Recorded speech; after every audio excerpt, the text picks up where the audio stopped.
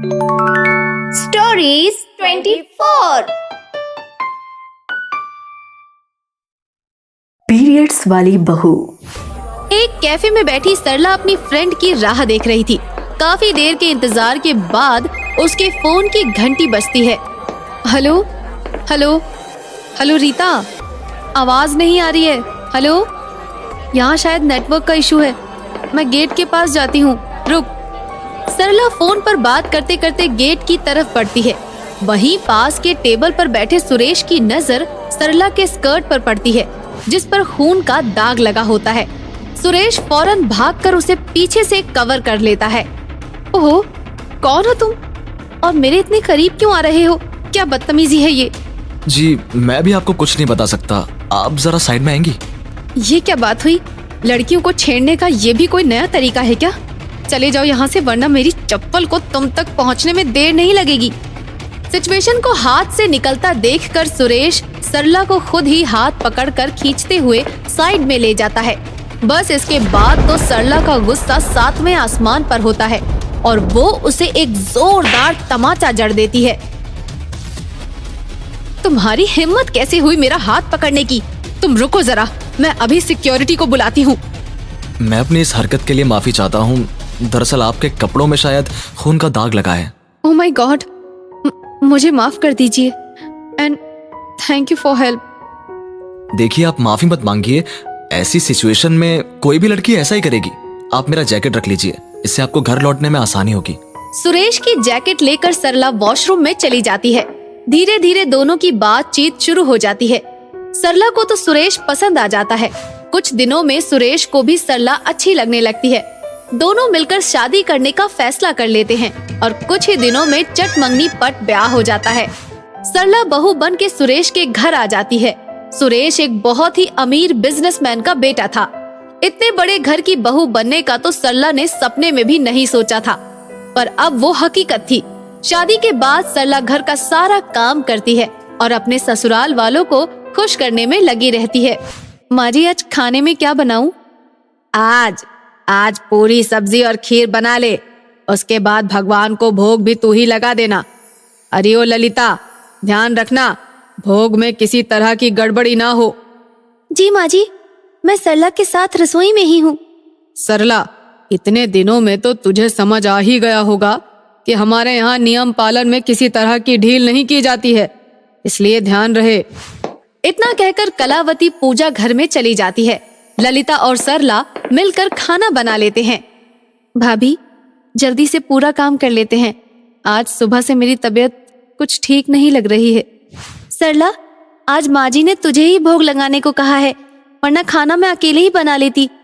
कोई बात नहीं भाभी। वैसे तुम्हारी तबीयत को क्या हुआ है? देवर जी शहर से बाहर गए हैं, कहीं इसलिए तो नहीं? क्या भाभी, आप भी ना कैसी बातें करती हैं। सरला खाना लेकर पूजा घर की ओर चली जाती है। भगवान के सामने थाली रखकर वो प्रार्थना करना शुरू करती है। उसकी सास जोर जोर से उस पर चिल्लाने लग जाती है। हरे राम सत्यानाश! अरे ओ करमजली, ये क्या अनर्थ कर दिया तूने? ललिता, ओ ललिता, कहाँ मर गई? क्या हुआ माँ जी? आप इतना गुस्सा क्यों हो गई हैं? ये देखो, इस महारानी के कपड़े महावारी का दाग लगा है और ऐसी हालत में इसने खाना तो बनाया और तो और भगवान को भोग भी लगाने चली आई। मेरा तो पूरा घर ही अपवित्र कर दिया इसने। माँ जी, मुझे मालूम नहीं चला। वैसे महावारी तो नेचुरल है, इसमें इतना नाराज होने वाली क्या बात है? तू तो चुप ही कर करमजली, तेरे कारण आज हमारे घर में ये अनर्थ हुआ है। ना जाने अब भगवान को भोग कैसे लगेगा। ललिता, तुमने अब तक इसे हमारे घर के माहवारी के नियम कायदे नहीं बताए। तुम तो इस घर में बरसों से हो। मुझे ध्यान में नहीं रहा माँ जी, मुझे माफ कर दीजिए। घर को पवित्र तो करना ही होगा। तू इस महारानी को लेकर जा, ऊपर वाले कमरे में जा, मैं भी आती हूँ। तीनों घर के ऊपर माले के एक कमरे में जाते हैं। सरला को कुछ भी समझ में नहीं आ रहा होता कि उसके साथ आखिर क्या हो रहा है। ये सब क्या हो रहा है भाभी? मुझे यहाँ क्यों लेकर आई हैं आप? कान खोल कर सुन ले बहू, अगले 5 दिनों तक तू इसी कमरे में रहेगी। अगर इस कमरे से पांव बाहर निकाले तो तेरी खैर नहीं। और इस कमरे का दरवाजा भी बंद रहना चाहिए ताकि कोई तुम्हें ना देखे। माँ जी, मुझे अपने कमरे से सैनिटरी नैपकिन लेना है। खबरदार, यहाँ से निकली तो इस कमरे में इन 5 दिनों की जरूरत के हिसाब से सब रखा गया है। वो हरी चटाई है और पुरानी चादर। चादर से जरूरत के हिसाब से कपड़ा फाड़ लेना। मुझे माफ करना सरला, मैंने ये सभी नियम तुम्हें पहले नहीं बताए। मटके में तुम्हारे पीने के लिए पानी रखा है। 3 दिन तक तुम्हारा उपवास रहेगा और उसके अगले 2 दिन तक घर की बाई तुम्हारे लिए कमरे के बाहर खाना रख दिया करेंगी। ये सब कैसी पुरानी और घटिया सोच है आप लोगों की। वाह, तुम्हारे मुंह में जबान भी है। ये तो इतने दिनों तक नहीं देखा था हमने।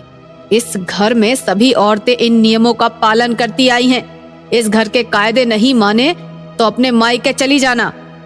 ललिता, चल जल्दी, पूजा घर और रसोई को पवित्र करने के लिए दोबारा भोग बनाना है।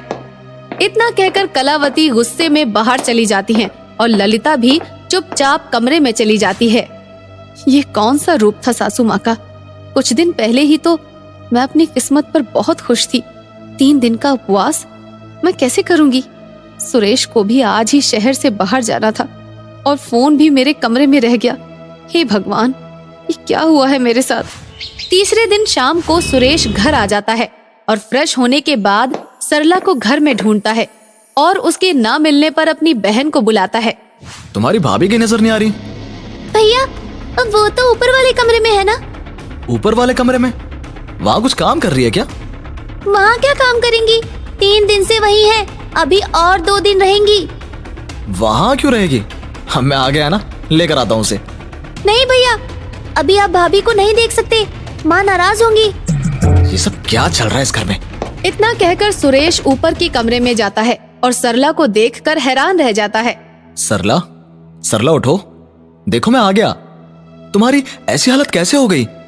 मुझे भूखा रहने की आदत नहीं है ना, शायद इसीलिए कमजोरी लग रही है। मगर तुमने खाना क्यों नहीं खाया? क्या हो रहा है इस घर में? माँ, माँ, भाभी, भाभी। सुरेश की आवाज सुनकर सभी लोग आ जाते हैं। हे राम राम, तू इस कमरे में क्या कर रहा है? चल यहाँ से। माँ, आपने सरला की हालत देखी है? ये इस कमरे में इस तरह चटाई पर क्यों सोई है? और भाभी, इसने खाना क्यों नहीं खाया अभी तक? मैं बाहर क्या गया, इतने बड़े घर में कोई नहीं है क्या सरला को देखने वाला? इसका उपवास है 3 दिन का, कल सुबह ही से खाना मिलेगा। ये इस घर के नियम कायदों की बात है। माहवारी के वक्त में इसे इसी तरह रहना होता है। आप लोगों ने इसे 3 दिन से खाना नहीं दिया। भाभी, किरण, क्या ये सब? जो घर के नियम माँ जी ने बनाए हैं वो तो निभाने ही होंगे देवर जी। सबकी आवाज सुनकर घर का बड़ा बेटा मुकेश ऊपर आ जाता है। सुरेश, बेकार की बात मत करो और चलो यहाँ से। ये सब घर की औरतों की बातें हैं, माँ और ललिता समझ लेंगी। भैया, आपको पता था और आपने कभी माँ को समझाने की कोशिश नहीं की। आज तक कलावती भवन में यही होता आया है। जो माँ चाहती है और आगे भी वही होगा।